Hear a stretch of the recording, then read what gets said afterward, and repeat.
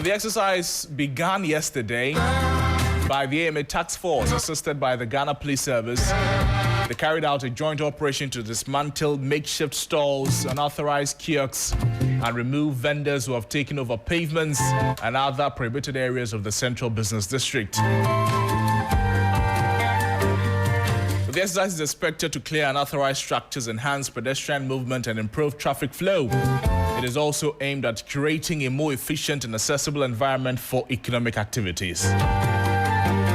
So it is in phases. The first phase of the exercise is focused on areas around the AMA head office, including Kimbu Road, ECG Junction to the King Takiteria statue, and Opera Square through to Adabraka. In fact, this is not the first time city authorities have embarked on a decongestion exercise at the CBD, and I'm talking about the Central Business District of Accra. However, the affected traders, they always return to the pavement to conduct their businesses, and that is weeks after the exercise. How can we finally be able to decongest Accra? The approach that we've been adapting all this while, is it the best approach? What should we change? Is this something that has to do with finding alternative means for the traders? Or even if you give them alternative means, they'll come back to the road? Or is it we, the people, who are buying from the traders? Because if they sell to us on the pavement and we buy from the pavement, it means we have created a good market for them by the pavement. I don't know what Helen thinks about this, though, but Helen, what approach can we adapt finally to deal with congestion in Accra? Yesterday, she says, there was a drone shot. I think it was of the Kimbu Road. Mm-hmm. I don't know whether you saw it, how clear it was looking, right? And people were, in fact, if you're watching us on Facebook, I'm not sure what area this is, but I mean, just look at the free flow, at least on one side. And human beings are walking freely. You're not jumping over anything. You're not hearing any plenty noise. Charlie, look at the free flow. See just going about their day. And people were actually taking bets on social media that, kwata by June, a few moments later. Somebody said, kwata by August, their business is booming again. You won't be able to see. August is far. It's far, August right? It's far. By the end of May. And so, because of the precedent that has been set, and shortly we'll also see on Facebook, on our screens, the number of times we've done these decongestion exercises. So pardon me if my confidence levels are low, because you would have heard yesterday we were in the thick of things. A lot of hawkers and traders lamenting about where they are going to go, and man must feed, man must eat. Us, we should go where? You see what I'm saying? And because of that, desperation to make money, to feed, to eat, pay school fees, sooner rather than later, we see a re-emergence. So the root causes of this, we talk about indiscipline, a lack of jobs, a lack of effort. It is multifaceted. So I wouldn't even know where to even... Which solution would solve it? Would really solve it once and for all? Is it solvable once and for all? Are we going to come back in a few weeks? If it is not solvable, So it means these actions, these activities, merely cosmetic? The intentions, of course, are that we have, ease of pressure on our walkways. The intention is that these marketplaces are decongested so that they are fit for purpose. You know, the rainy season is here, and we all know what is happening. Yesterday, just after that small flash rain we had, go and look at Tabora. So the intentions always are in the right vein. It's the sustainability, because it's like putting a plaster on a gunshot wound. You haven't addressed the core issue or the root cause. So it's always very difficult to say, listen, 1991 and 1993. I'm taking you That's far back. That far back. You had under the Jerry Rawlings NDC government embarking on this. Why did they do that? To ease the pressure on public walkways, hygiene, and all of that. In 1991, 1993, when the population of Ghana was what? We still had congestion at the Central Business District. All Ghanaians need is just a bit of space. Right. Let me take you to, when did we complete the Pokwasi interchange? I think as soon as the sod was cut, less than 12 hours later, a father-daughter duo has set up their chop bar there. Very, very quickly. There was a chop bar right there. You could go and eat your akrantie or whatever soup right there. We have that pension. That indiscipline is also very much with us. So multifaceted. 1991, 1993. We saw this exercise. Take a look at January 2007, AMA under Mayor Ni Okang. You had CBD and informal markets as being the target areas. Hawkers were relocated to Odona markets.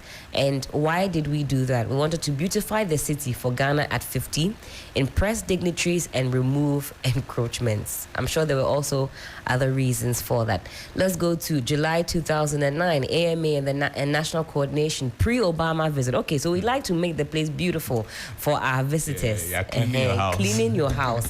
This took place in Spintex, Oxford Street, and then you've got Circle. And we had street vendors removed, some stalls were even torched. Why was it done? Beautify Accra for Obama's visit, clean major VIP corridors. Let's go to 2010, July to be specific, AMA and Landwest partners, and that happened in the NDC government. Novotel Circle area, we saw that place being cleared. 1,200 female fruit and vegetable hawkers were cleared. And why did we do that? We wanted to clear the land for that $1.5 billion Octagon project to modernize traffic and for prime land use. Let's also go to 2013, Mayor Vanderpoy under the NDC. What were the areas that were targeted? Rawlings Park, Makola, Oxford Street. Mainly market women, other traders were cleared. And why did we do so? To clear the pavements for pedestrian movement and reduce repeat encroachments. So we see what reasons that we had. April 2021, Mayor Sowa under the NPP, the target area, Rawlings Park, Makola Square, some over 600 kiosks were cleared. Why did we do that? To clear illegal structures, blocking parking and traffic, which is a major, major issue as well. The havoc that causes on our roads, so many obstructions. You can't actually ply these roads sometimes safely. And also to respond to driver complaints. We move on to July 2022. Mayor Elizabeth Saki under the NPP. The areas that were affected, 31st Makola Street, the Market Shed Development, many hawkers displaced. Why, again, did we do that? To provide permanent stalls to ease congestion with infrastructure. And of course, now you fast forward to today, we see that we're also embarking on another drive to ease the congestion in our central business district. Why, first of all, why is Accra so congested? Why is the central business district so congested? Is it overpopulation, urban drift, the demands of the country's economy? That is what is making the central business district so congested, or there are other reasons why Accra is congested? Because if we find why, that will be when we'll be able to know the solution to it. I mean, the clue is in the name, Central Business District. You want to do business, you're going to the center where all the hustle and bustle is going on. I mean, if I gave you the opportunity to come and sell your jeans in Frontier, anyway, maybe here you make money because girls are jeans, but let's say a more quiet area, there's not a lot of footfall, you're not going to target such an area. You're going where the footfall is for business. But of course, we all cannot go there. We all cannot set up on the pavements. I mean, to the point that we're spilling into the roads, it's not going to happen. But we know, like you mentioned, all of the above: the migration, the footfall, the increased population, and a lack of job opportunities. Let's speak with the Executive Director for African Center for Security and Counter-Terrorism on the back of this. Mr. Koting, thank you for your time with us on the program. I'm sure you've been following the conversations that Ghana has been having since 1991, 1993 about decongesting the central business district. Another exercise is underway. It began yesterday. It is following through today. From where you sit, is this approach good enough? And will it bring the desired results? So it will only be temporary relief? Thank you for having me. Very good morning to your cherished listeners. You see, in this country, if we can enforce our laws effectively, we'll not be going the circles we go every now and then. If we say Accra is congested, some of us beg to differ. It's just that we don't enforce our bylaws. And with regards to your question based on this foundation, it's just going to be the usual settings we get when there's change of government. They want to show to be doing something.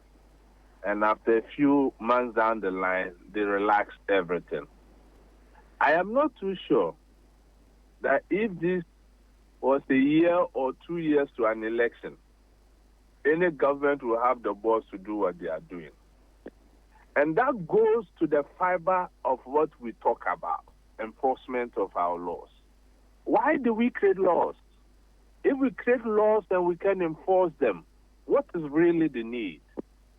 You see, the exercise is a good one. I agree absolutely with the policy makers and those who are enforcing things, but the methodology is wrong.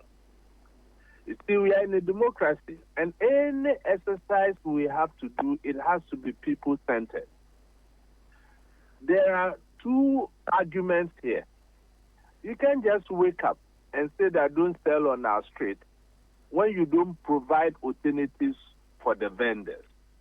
I don't think this is how we build a country. But, Doc, So if there are alternatives for the vendors, there have been instances or a lot of cases where alternatives are suggested to the vendors, but they still come back. Do they come back because the market is there, and that means we, the people who are buying from them too, are contributing? We're not going to the marketplaces to buy. The alternatives are there by act. By inaction, it's not there. You go and follow up on the alternatives they are talking about. You go, depending on the political card you are bearing, that is when you are given an allocation. That is the challenge. So if we really want to get this right, we should make it a nationalistic program. It shouldn't be Accra and Kumasi only. If you go to Accra and other major cities within Ghana, we face these challenges, and it boils down to law enforcement. So if government really means well, and they are doing this for the good of all of us, which I believe is the case, then let's call on the other stakeholders, the opposition parties, the religious bodies, and the civil society organizations, such that we don't make this a political issue like some of us are hearing already. Because the opposition always seek to capitalize on things like this to say that this is the change you voted for. Meanwhile, right inside their thinking, they will see that if as a country we want to be respected internationally, if we want to grow our country, we have to get some of these things right. But the district assemblies must, as a matter of agencies, look at how they can provide alternatives for these vendors. Otherwise, they will come back, just like we have seen in the past. If you look at under the Fourth Republican Constitution, as you rightfully referenced, how many times haven't we had this exercise? How successful have they been? So is it safe to say that it's another exercise in futility? Because, so it's a conversation as a country we need to have. Mr. Kuting, what is happening right now as we speak is that just a day after the place was cleared by the mayor, some traders are back on the pavement. Some of the areas are the Central Business District. I'm watching a video right now, and I see people selling what they were selling yesterday, even before the crackdown started. It is still happening. So what are we not getting right again? It's about enforcement. We are talking about youth unemployment. We are even misapplying our national service personnel. If this is a national program, it should be properly looked at, such that when you clear, you enforce. and make sure that there are punitive measures for those who violate same. But on the other hand, like I mentioned earlier, there should be alternatives, provide alternatives to the vendors, so that from the human rights point of view, you balance the equation. Look, we are giving you this place, make good use of it, and remove the political nuances where, depending on which party is in power, they give favoritism to its card-bearing members. That has been the problem about this country. So we need to really build our institutions. Otherwise, how is it the case that you come and bring out a good policy of this nature, and yesterday, all the media houses in Ghana was focused on this program, and just barely some few hours, the people are back on the street. So it means that we don't carry this exercise effectively, or we don't think through the end game. We just feel that by clearing the people off the street, our job is done. And that is not the way to go.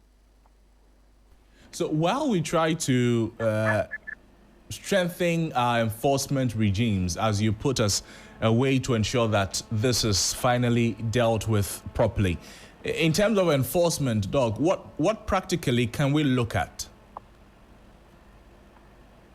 You see, there are local assembly bylaws, and you can look at it from that level and scale it out through the process onto the police level. Because the police, if you look at their mandate, they are to maintain law and order. Is that not the case? That's right. In this instant case, motorist rights have been violated because vendors have taken over the street. So you have to balance the equation. So you need to start somewhere and scale it, and not to just come and make a political statement that you are not going to tolerate A, B, and C, bring the media landscape, get the headlines, and then go to sleep. I think it's about time, as a country, we begin to hold these political leaders accountable when they come and make political headlines and go to sleep. I see. Dr. Koting, thank you. Thank you so much. Most grateful, my brother. And we'll be speaking with Dr. Emmanuel Koting. He is the Executive Director of the Counter-Terrorism Unit, speaking with us in relation to the conversation about Decongesting Accra, Executive Director for African Center for Security and Counter-Terrorism, speaking there. And Helen, you've heard from Emmanuel Koting. He says it is purely a problem of enforcement, because if you sack them, you don't give them a place, they'll come back. If they come back, the market will boom, business will continue. And as we speak, people are back. They are already selling. I've just seen this video. You're surprised. I'm surprised, but I think Mr. Koting also mentioned settings, and we have to go beyond settings. He said it's not enough for a mayor to say, we will not tolerate this, and then put the camera on you, and then go to The regional minister says 2,000 fine for traders operating on pavements. Fine. How much? 2,000 cedis. Why? It's too small, or it's too much, or they can't pay, or not, they can't collect. What is it? Yes. I'm still looking at this video. They are back. Yes, they are back. I want to see how the next 24 hours will actually pan out. How the mayor, the task force will deal with this one. It says we are going to activate a task force to work 24 hours. And then they are going to draw a red line on the road. So with the red line, when you cross the line, you have a fee to pay, which is 1,500 cedis. Maximum is 2,000. We are going to make sure that we have leaders in the market who will be monitoring, aside from the task force, and make sure that the right things are being done. You think it's not going anywhere? Just I mean, I don't know. I don't want to also preempt that and say that because of precedents, my trust levels are low. This is the mayor says he means business. We saw him yesterday making the rounds in the different areas, parts of the central business district. We're also hearing about fines and so on and so forth. Yeah. We can only wait and see. The proof is in the eating, isn't it? traders have come back today. Let's see how this task force that has been set up also deals with it. And then from there, we can make some commentary. So stay with us here on all the Media General platforms on 3FM 92.7, also on our Facebook page, 3FM 927, because we'll be going with the team today too as well to visit the places that were, well, I should say, decongested yesterday and find out whether they are still decongested today. Osafo will be back on the beach today. Armstrong Gold Alegbe is on the beach today. The team is yet to begin, today's activities. Is in phases. So yesterday was phase 1, or yesterday was day 1. Today the exercise is continuing in other parts of the metropolis, other parts of Accra, all aimed at doing the same thing, decongesting part of Accra, clearing pavements of traders and all of that. So it will all happen here on 3FM 92.7 on our social media platforms. But we would like to also hear from you. Send us a message on our Facebook page on what you think the best approach should be in dealing with the problem of congestion in Accra, particularly that of traders. We would love to share your comments with the rest of the world. So you can also reach us and then let us know what you think about this development. The mayor is also saying that what will be seized, Helen, will be given to. He says he will donate it to prisoners. He's insisting that it is not a 9-day wonder. And That's then right. seized goods will be donated to prison services. In fact, I had him having some interesting interaction with one trader. I said, "Oh yeah, do I oh yeah, be a chana," and he said, "Oh, me tie or some mamma boy more." So if you slack, your goods will be taken. Let's see what happens today. Anyways. This is still 3FM 92.7. We're also live on our social media platforms at 3FM 927. We'll have to go very soon. We'll have a few birthdays to do this morning. But before that, let's remind you of these.